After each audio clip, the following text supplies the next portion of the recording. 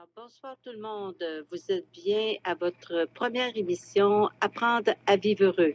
Ici, votre animatrice Estelle Borgia. Je suis coach de vie spécialisée en développement de l'intelligence émotionnelle. Je suis accompagnée de mon ami Sébastien qui va s'occuper du côté technique, qui va apporter bien sûr cette petite touche masculine à cette émission. Alors, bonsoir Sébastien. Bonsoir mon ami, comment ça va? Moi, ça va très bien. Peut-être un peu nerveuse pour la première émission, mais on va apprendre à gérer notre stress? Oui, gérer notre stress. Effectivement, ça fait partie des thèmes qu'on va aborder. Alors, tout au long de nos émissions, on va aborder plusieurs thèmes là, concernant ou associés au bonheur. On va donner des outils concrets, on va expliquer des moyens pour vous aider là, à comprendre et améliorer votre vie émotive et apprendre à vivre plus heureux. Alors, nous allons aller, bien sûr, avant d'aborder notre thème, nous allons aller à la pause musicale et on va au 103.1 à votre émission hebdomadaire Apprendre à vivre heureux avec Sébastien et Estelle. Alors, ce soir, nous allons aborder, bien sûr, le thème du bonheur, mais sur la vision de comment se fait-il que tant de gens qui vivent des dépressions, des gens qui vivent autant de suicides, autant de personnes consomment abusivement drogue, alcool, mangent et achètent de façon compulsive. Alors, c'est ce thème-là, Sébastien, qu'on va aborder ce soir. Oui. Alors, est-ce que tu peux remarquer, Sébastien, que depuis des siècles, l'humain a fait des progrès exceptionnels? L'humain a développé des technologies extraordinaires. On a permis de découvrir des dimensions, bien sûr, insoupçonnées là, de l'espace et des mers. Mais au niveau vraiment de la médecine, aussi, on a fait des progrès et aujourd'hui, on guérit là, des maladies incurables qui étaient pas si longtemps. Ils sont plus incurables si on les guérit. Oui, aujourd'hui, on les guérit davantage. Alors, mais concernant ce qu'on appelle la santé mentale, on voit que l'évolution est très modeste de ce côté-là. Alors, comme je disais tantôt... Non seulement de santé mentale, mais juste l'hygiène mentale quotidienne que chaque personne peut s'occuper de toute seule, c'est comme un sujet négligé qu'on aborde pas régulièrement. Effectivement. On n'ose pas trop parler de la santé mentale. Quand la personne souffre, elle va avoir plutôt tendance à s'isoler. La personne va avoir tendance plutôt, de par son mal-être, aller à consommer des drogues, à consommer de l'alcool. Et à partir de là, la personne va avoir de la difficulté à fonctionner parce que bien souvent, il y a des compulsions qui s'installent. Puis ces compulsions-là, bien sûr, c'est pour apaiser le mal-être intérieur.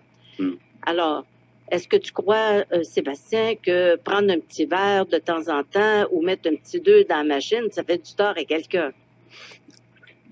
Ben, c'est vraiment complexe comme question.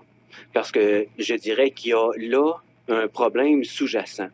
Okay. Prendre un petit verre de temps en temps, c'est pas mal en soi, mais c'est que ça apporte une habitude qui mène à l'alcoolisme. Et l'alcoolisme devient un second problème qui est difficile à gérer.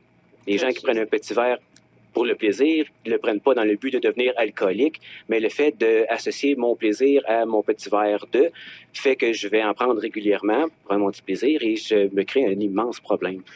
Ça, c'est ma vision à moi. Oui, mais effectivement, Sébastien, quand les gens vont consommer de façon abusive, bien souvent, si ça devient compulsif, ça veut dire que les gestes sont répétés puis que ça entraîne des conséquences négatives. À partir du moment où l'individu a une souffrance intérieure, bien sûr que cette souffrance peut porter à consommer de façon abusive de l'alcool ou des drogues. Alors, c'est dans ce sens-là que ce soir, on va regarder, on parle bien plus là, du malheur que du bonheur. Oui, mais apprendre à gérer notre malheur, ça nous aide à être heureux, non? Oui, mais comment on peut gérer notre bonheur, là, c'est ça, parce qu'on parle du malheur, on parle du stress. On sait, le stress, c'est la maladie du siècle. C'est une maladie qui est vraiment très difficile à vivre. Puis c'est facile aussi d'aller voir son médecin et de se faire prescrire là, la petite pilule de bonheur. Oui. Et là, moi, je crois que la petite pilule, elle guérit rien. Tout à Elle fait. répare rien à l'intérieur de nous. Elle soulage. Elle soulage, Oui. elle gèle, elle soulage temporairement.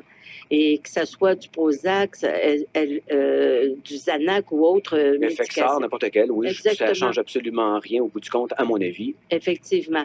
Parce que ces médicaments-là, Sébastien, ne sont pas sans danger. Ah non. Il est facile pour une personne qui vit un sentiment douloureux, qui vit des émotions intenses, c'est facile pour cette personne de aussi s'auto-médicamenter. Oui, la même chose que l'alcoolisme ou le jeu ou n'importe quel plaisir compulsif. Exactement. Et cette automédicamentation fait en sorte que la personne veut se sentir mieux. Mhm. Puis en plus, est-ce qu'on peut penser que plus on a ces médicaments dans nos pharmacies, plus ça devient facile et accessible pour nos jeunes de les prendre pour, à leur tour, soulager leur pression. Ces jeunes sont malheureux aussi et c'est facile pour eux Je de... pense qu'il y a une acceptation sociale qui fait que ça devient normal aujourd'hui d'utiliser ces médicaments-là. On les prescrit facilement pour un peu n'importe quelle raison. Et là, ils sont accessibles à tout le monde, n'importe quand, n'importe où. À mon avis, il est là le gros problème. Si on en offrait moins aux gens, il y en aurait moins qui traîneraient dans les pharmacies à la maison. Se surmédicamenter serait beaucoup plus difficile. Mais si on va à la base, si on ne prend pas de médication, on va peut-être prendre d'autres moyens.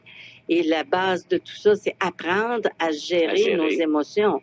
Absolument. Si on apprend à gérer nos émotions, on va avoir moins besoin de se geler alcool ou drogue ou autre médication, comme tu disais tantôt. Absolument. Okay. Mais le fait de socialement trouver ça acceptable, banal, ça l'aide pas à se conscientiser sur le problème que ça peut créer. Exact. Mais c'est très banalisé. Oui, c'est accepté partout aujourd'hui. Effectivement. Mais c'est la pilule miracle. Les gens vont dire, ah, je prends ça parce que c'est la bonne chose, ça me soulage, ça m'évite d'être de mauvaise humeur. Et là, ce qu'on pourrait peut-être regarder, la question qui est peut-être pertinente, là, c'est est-ce qu'on peut faire une distinction entre le plaisir et le bonheur? Ah ben oui. OK. Toi, oui. Comment tu fais la distinction entre le plaisir et le bonheur? Ben, je dirais le bonheur, c'est un état intérieur qui vient avec la congruence entre ce qui se passe dans ma tête, dans mon cœur et dans mon entourage, être en harmonie avec ce qui m'entoure. Le plaisir, ça peut venir de l'extérieur, ça peut être très, très momentané. Exactement. On voit que le plaisir, la plupart du temps, là, c'est de courte durée. OK? Le plaisir, lui, est associé à une émotion qui s'appelle l'amour. Lorsqu'on aime quelque chose, on ressent le plaisir. Oui, une euphorie. Oui, ben ça peut être euphorique, mais le plaisir peut être aussi ça peut être une petite occasion dans une journée. Recevoir une marque d'affection, une marque de tendresse. C'est bien sûr à ce moment-là, quand ça fait de notre affaire, qu'on apprécie, c'est une occasion de plaisir. Et savais-tu que dans la journée, on peut, si on fait attention, avoir plusieurs occasions pour pouvoir justement avoir un certain plaisir. Ben oui, et le plaisir, c'est pas un anti-bonheur non plus. C'est juste un n'est pas l'autre, c'est tout. Mais avoir plusieurs plaisirs, ça facilite le bonheur aussi, dépendamment des plaisirs qu'on choisit. Très juste. Alors, si on peut se procurer du plaisir à, exemple, recevoir un compliment, avoir une conversation agréable avec un ami, alors, ou tout simplement s'acheter le morceau de linge ou l'objet qu'on a désiré, alors ça procure justement un plaisir. Mais savais-tu qu'on peut aussi se procurer du plaisir par les sens? Oui. OK. Totalement. Alors, on va parler à ce moment-là les plaisirs qu'on peut ressentir en écoutant de la musique, en recevant un massage de détente. Alors, bien sûr que ça va nous procurer une sensation intérieure de plaisir. On peut faire aussi de la peinture, faire une action, un geste qui va nous rapporter un plaisir. Bien souvent, ça peut être dans des petites choses. C'est vraiment pas ma chose que je vais dire, mais moi, j'adore faire des gâteaux. Moi, mon plaisir, c'est ça. Tu en fais Fais des gâteaux. d'excellents, d'ailleurs. Parce que j'en fais beaucoup. Tu en fais des excellents, d'ailleurs, des gâteaux. Je peux le Qui dire. sont juste la preuve que de petits plaisirs peuvent être quotidiens, qui peuvent être faciles et abordables si on est conscient qu'on a du plaisir. Mm. Mais là, on tente à ce moment-là de se conscientiser des petites choses pour justement avoir ce plaisir-là. Oui. Mais en profiter pleinement, consciemment. Effectivement. En plus, savais-tu, Sébastien, que cette émotion-là de plaisir, cette émotion d'amour et le plaisir, ça va nous sécréter une hormone qu'on appelle l'hormone du bonheur. Oui, madame. Parce que cette hormone s'appelle la sérotonine. Cette sérotonine, là, c'est une molécule, qui signale la présence du plaisir dans notre corps. Alors, imaginons qu'on peut même sécréter cette hormone en se remémorant des choses qu'on a aimées. Supposons là, qu'on a eu un projet qu'on a réalisé, on a atteint un but dans le passé. Bien, juste le fait de s'asseoir et de remémorer ce souvenir cet instant-là, cette occasion-là. Ça va stimuler, sécréter la sérotonine. En fait, c'est nos idées toujours qui nous ramènent là. Exact. Quand je pense à ce qui s'est passé v'là 6 ans, v'là 10 ans, ou hier, ou ce qui va arriver demain, c'est toujours mes pensées. Okay. C'est mes pensées qui vont créer ma sérotonine. Très juste. Alors, dès qu'on va voir, parce que le cerveau, lui, que tu réalises sur le fait, la situation, soit une marque de tendresse ou autre, ou que tu penses et repenses à cette marque de tendresse, le cerveau, lui, il ne fait pas la différence entre la réalité et le souvenir. L'idée qui passe, c'est tout. Exactement. Alors, on peut, d'emblée, si on veut se faire des petits plaisirs, on peut se booster à la sérotonine juste en se remémorant des situations agréables, juste revisiter nos victoires. Puis aussi, on peut le faire, sais-tu, de quelle façon? À s'habilitant à se détendre et à méditer. Oui. Parce que méditer, en fait, tout le monde dit méditer, la méditation, mais c'est pas sorcier méditer. S'asseoir un instant, juste se recentrer sur le moment présent, juste écouter qu'est-ce qui se passe dans le moment présent. Écouter notre corps, écouter les symptômes de notre corps. À partir de là, juste par cette centration, et si une sensation agréable qui en sort, bien sûr, on va ressentir le boost de la sérotonine. Oui. Sérotonine, sérénité, ça se ressemble beaucoup. Alors, si on regarde, Sébastien, bien sûr qu'il y a d'autres... il y a d'autres hormones qu'on peut aussi stimuler. Oui. Je te pose la question. Si on prend café, nicotine, alcool, cannabis, quel genre d'hormones ça stimule? La dopamine, entre autres. Bien, oui, mon ami. C'est facile à retenir. Hein? La dopamine, on se dope. On se dope au café, on se dope à nicotine, à l'alcool. Pourquoi? Parce que cette molécule-là, de la dopamine, elle va permettre de la communication au sein du système nerveux. Puis là, ça influence directement le comportement. Absolument. Et c'est pour ça que plus on va utiliser des moyens de ce genre, plus on stimule la dopamine et plus on risque d'avoir des conséquences dévastatrices. Pourquoi? Parce qu'il est difficile de se défaire et de ces comportements-là, parce que la dopamine entraîne justement la répétition de ces comportements. Oui, et la répétition de ces comportements en font des habitudes qui fait que c'est le chemin facile et rapide qu'on utilise tout le temps si on n'est pas conscient de... Et c'est de là qu'on peut être dépendant. Voilà. Et c'est ça, la dépendance au café. Je ne sais pas s'il y a beaucoup d'auditeurs vivent des dépendances, mais moi, personnellement, le café, si je cesse de prendre du café et que je décide de me sevrer, j'ai mal à la tête pendant 3-4 jours. Mais ça, c'est bon signe. C'est preuve que tu as une tête. Ah ben oui, pour ça, on peut dire que j'ai une tête. Mais le fait de savoir que je suis dépendante du café, j'aime moins ça, par exemple, Sébastien.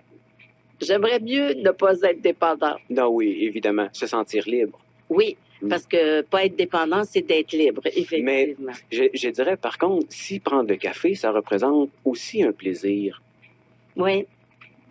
Alors, c'est là, c'est tout le juste milieu. Le fait de se sentir mal parce que je suis dépendant du café, c'est juste si je pense que je suis dépendant du café. Si je le prends à chaque fois que je le trouve bon, mon café, puis qu'il n'apporte pas d'effet secondaire néfaste, ça peut juste rester un plaisir, non? Oui.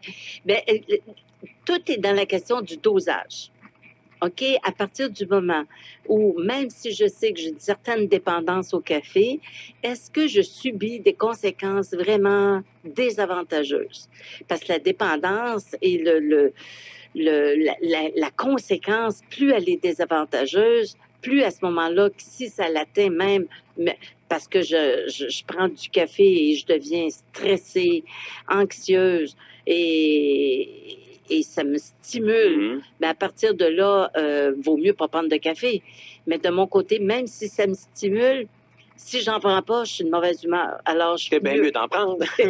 Pour le bien-être de ton entourage, c'est beaucoup mieux que tu restes dépendante au café. Et oui, et à qui dites-vous? Ben, je pense pas que je suis la seule. Les auditeurs, les auditrices ont sûrement la même petite dépendance. Il y a bien des chances, oui. Oui, c'est risqué qu'on ait certains auditeurs qui vivent cette dépendance au café. Mais si c'est ça ta plus grosse dépendance, dis-toi que c'est pas si tant pire. Oui, effectivement. Mais j'aimerais aborder une autre molécule que notre cerveau, il y a une hormone qui s'appelle l'adrénaline. Oui. Est-ce que tu sais, puis probablement tu connais des gens, tu sais ce genre de personnes qui décident là, que pour eux, vivre un boost d'adrénaline, soit en faisant en ayant des comportements dangereux, soit... Des occasions intenses. Oui. Tu sais, les sauts élastiques. Le bungee. Le bungee qui s'appelle, oui. Se tirer en bas d'un hélicoptère en parachute, sans savoir s'il va ouvrir. Oui, moi, je le ferais pas, là, parce que je suis un peu... j'ai jamais essayé, d'ailleurs, de sauter en bas d'un avion, ça m'est jamais arrivé. Mais sauf que des gens qui vont devenir accros à cette hormone d'adrénaline. Oui. Ils vont chercher des moments intenses, ils vont être adeptes justement à ces sports extrêmes parce qu'ils cherchent justement cette drogue, cette dopamine, cette adrénaline qui leur procure une sensation extraordinaire. Puis, ce qui est important de savoir, c'est qu'ils font au risque de leur vie. Parce que plus les gens utilisent ces moyens-là, plus ils se boostent à l'adrénaline, plus ils deviennent accros. Plus le système en demande. Exactement. Plus les gens deviennent accros. Dépendants, oui. À leurs propres hormones. Ils s'auto-intoxiquent tout seuls. Alors, c'est une partie de comment les gens peuvent avoir l'impression d'être heureux parce que ils vivent des sensations de plaisir. Alors, bien sûr qu'il y a aussi, on peut se souvenir, pour tirer la conclusion, on peut se souvenir qu'il y a des moyens simples et efficaces pour se procurer du plaisir, vivre des émotions positives comme l'amour, l'amitié et se rappeler des choses agréables. Tout ça stimule la sérotonine sans risquer de tomber dans l'excès, sans risquer de tomber dans la dépendance. Et bien sûr que c'est de cette façon qu'on peut apprendre une partie du bonheur causé par le côté de notre système. Les hormones, oui. Exactement. Alors, ceci... Un petit peu de musique? Ben, ceci étant dit, on pourrait bien aborder justement un peu de musique pour nos oreilles. Pour nos oreilles, nos auditeurs. J'ai quelque chose qui va te faire bouger le cœur. OK, merci. 3, 1, à votre émission Apprendre à vivre heureux avec Estelle et Sébastien. Alors, avant la pause, Sébastien, on parlait du bonheur. J'aimerais ça qu'on puisse aborder le plaisir. On a vu tantôt le plaisir, là, procuré par les hormones là, qui sont dans notre système. Là, on pourrait peut-être aborder le bonheur sous la définition de c'est quoi le bonheur? Est-ce que toi, tu pourrais me situer? Toi, qu'est-ce que tu entends par le bonheur?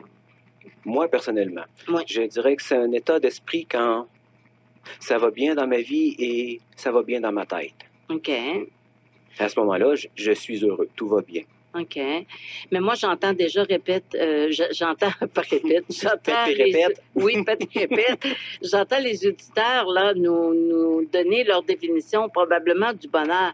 La plupart des gens vont croire que le bonheur est strictement associé à avoir la santé, avoir un travail, avoir des enfants, une relation amoureuse à leur goût, avoir de l'argent.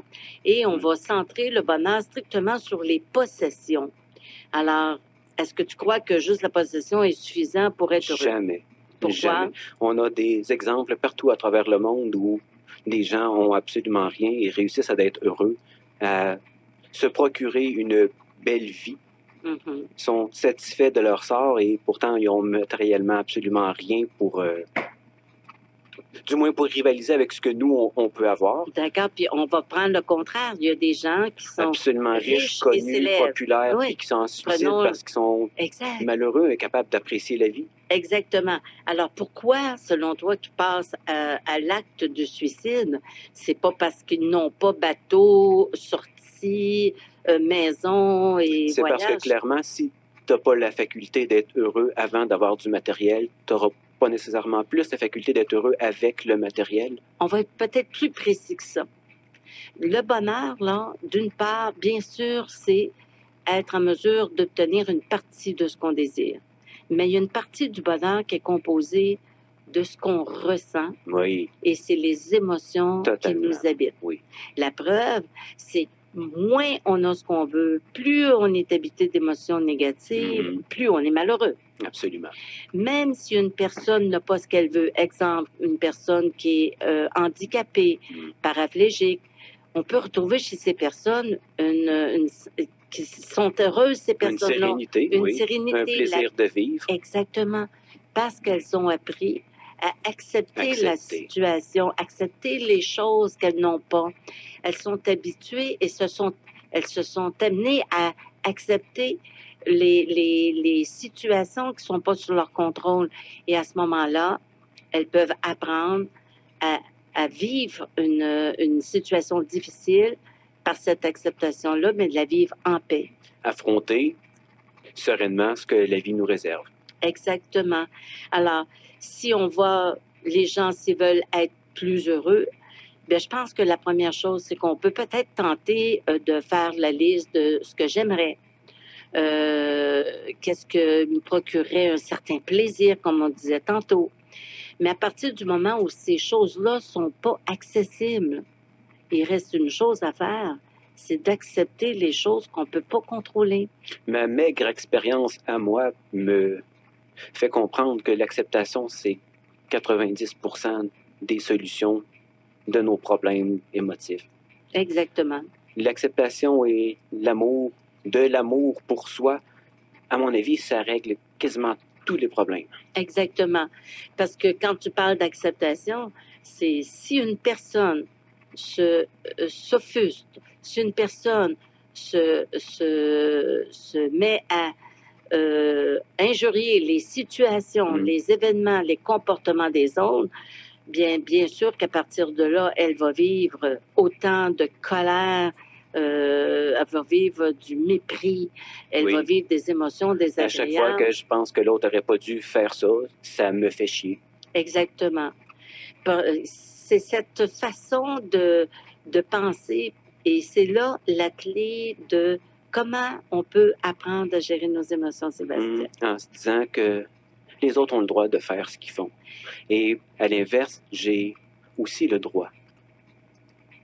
Si je donne le droit aux autres de faire ce qu'ils veulent, j'ai aussi le droit de penser à moi et de faire ce qui me plaît. Effectivement. Alors ça, c'est là la liberté, là. Apprendre, être assez libre, pas se laisser embarquer dans des situations, puis de regarder des situations avec des yeux négatifs et de mettre des exigences.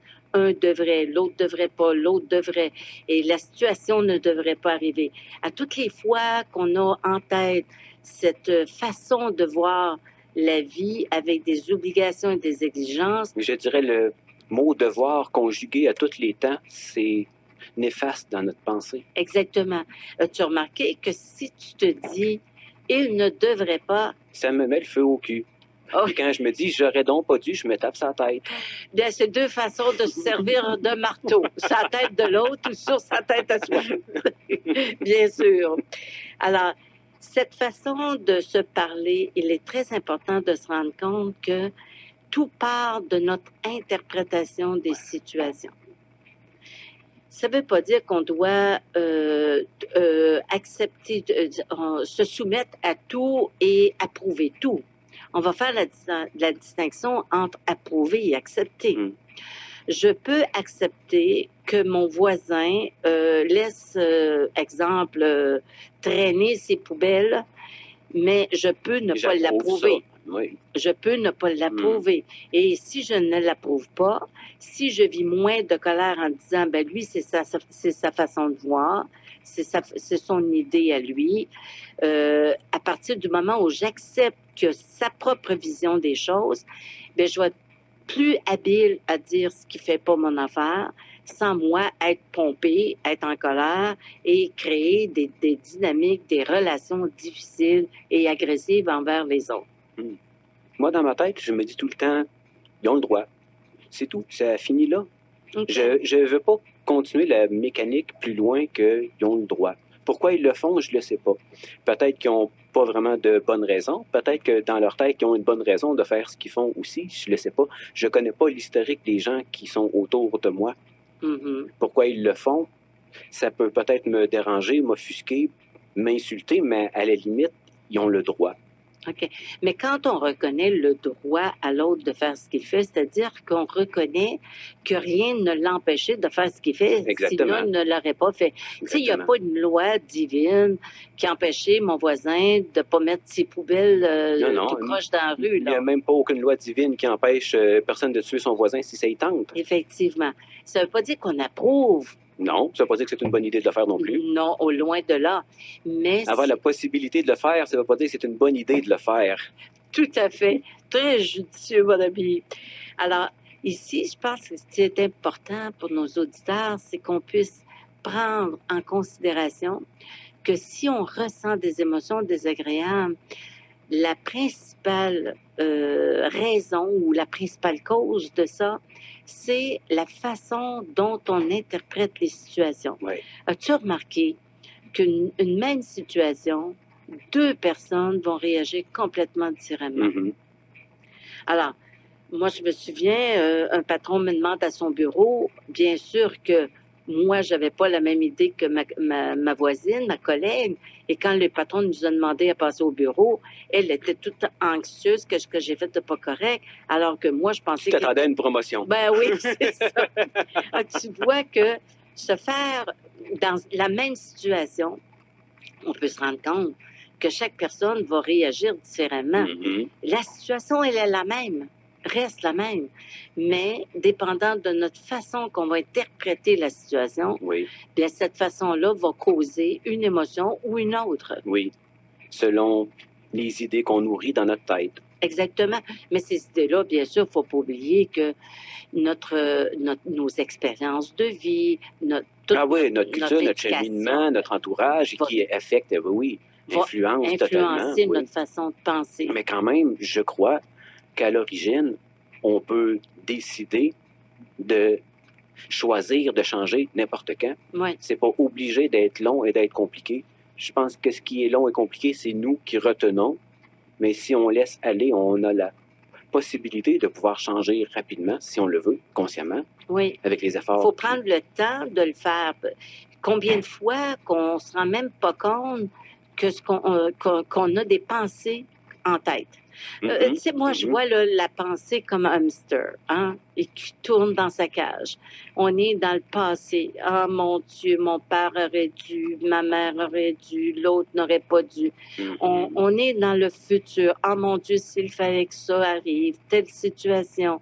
Et on est dans le passé, puis on est dans le futur, puis notre hamster, là, il tourne, il tourne, il tourne, il tourne. Ah oui, puis entre les deux, il va et vient rapidement, facilement. une idée en entraîne une autre de façon totalement aléatoire. Hein.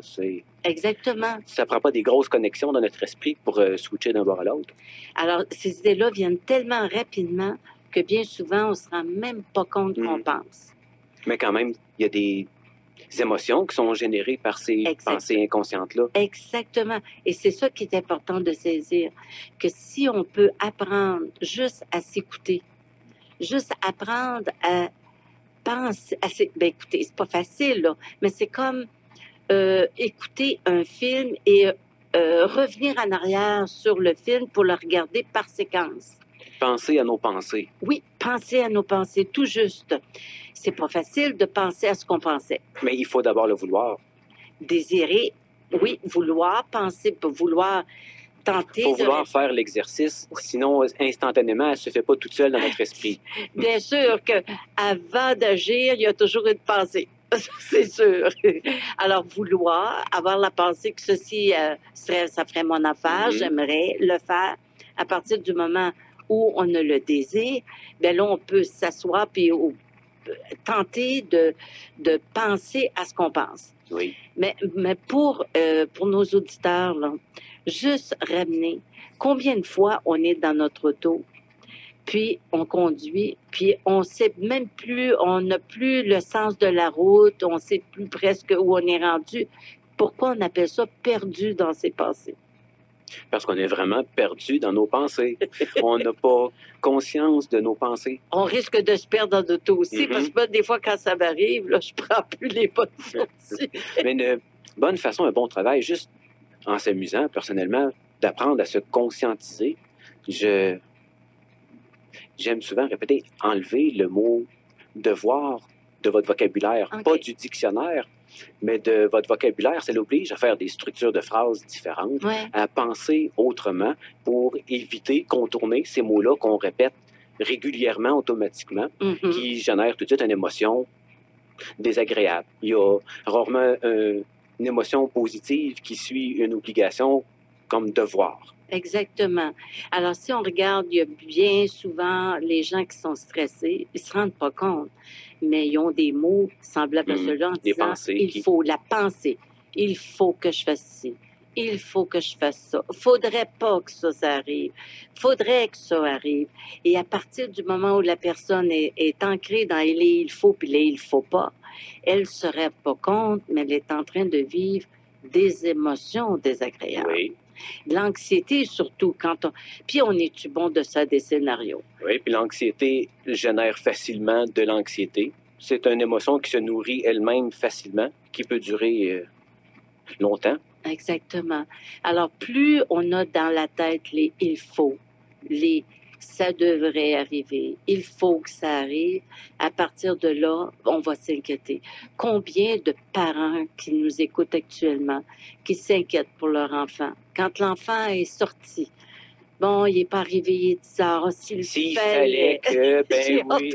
J'ai entendu ça une grande partie de ma vie. S'il fallait qu'il arrive un accident, s'il fallait qu'il ait pris plus d'alcool que prévu, s'il fallait qu'il se prenne dans quelque chose qui n'a pas d'allure.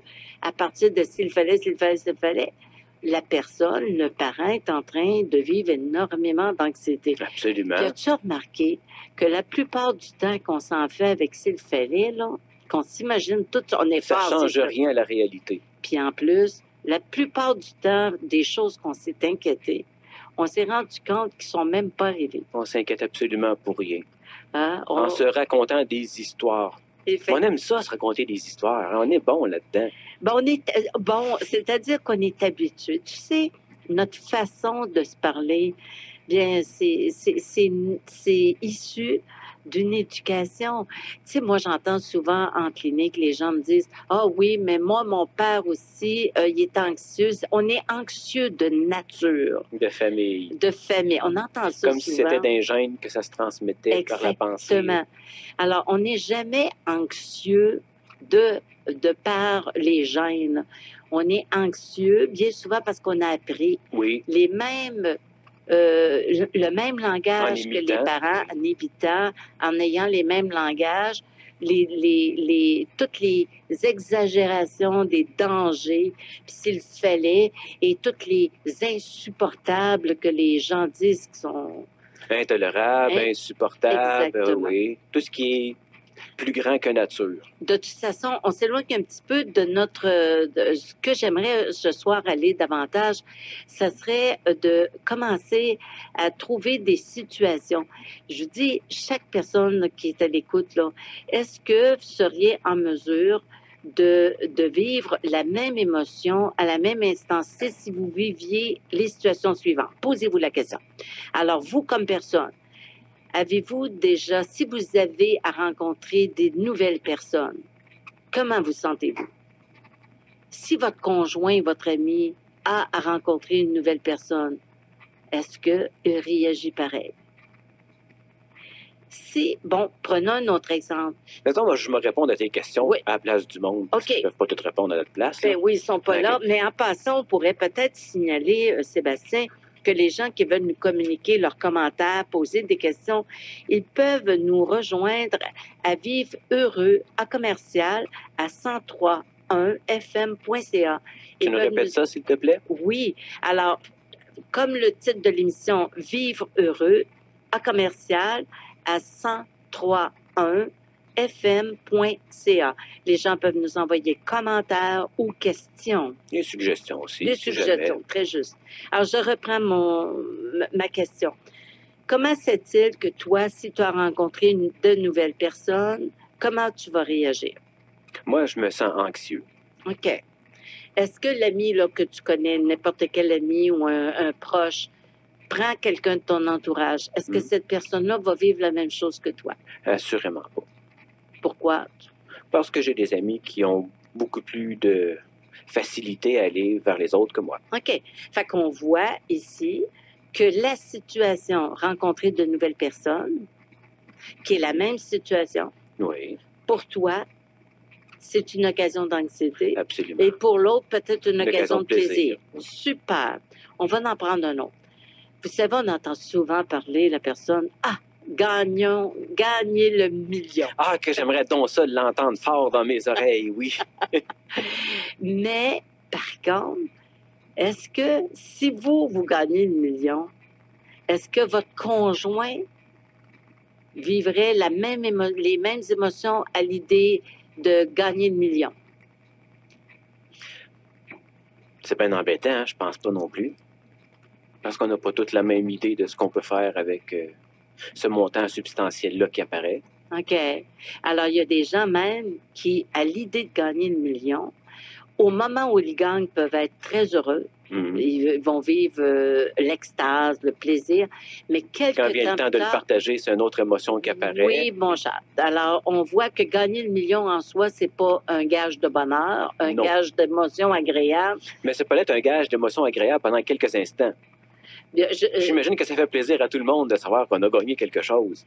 Bien, ou probablement, mais Sauf une peine de mort, peut-être. ben, si on dit que la personne qui dit « Moi, je n'aimerais pas gagner le million parce que je ne saurais pas quoi faire avec, je serais mal pris. » Ah, ben mon Dieu, vous avez notre adresse Internet. Si vous ne savez pas quoi faire avec, appelez-moi, je m'en vais vous arranger ça.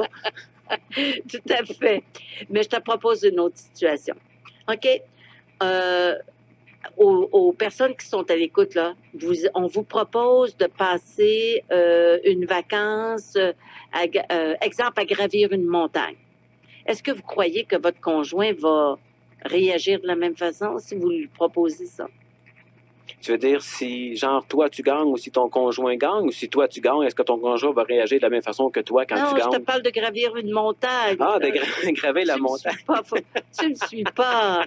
Alors, C'est sûr que si tu n'as pas envie de gravir la montagne, ça va sûrement pas te faire plaisir de gagner une excursion en montagne. exact. Alors, vois-tu, c'est la même situation et une personne va vivre peut-être du plaisir, de la joie, de passer un moment pour gravir une montagne, tandis que l'autre, pour elle, ça ne répond pas à ses attentes. Non, ça ne à ses représente aucun idées, plaisir. aucun Ouais. plaisir.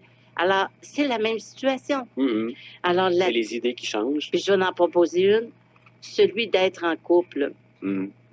Si on vous propose d'être en couple, Puis tu es déjà en couple, peut-être tu vas dire non.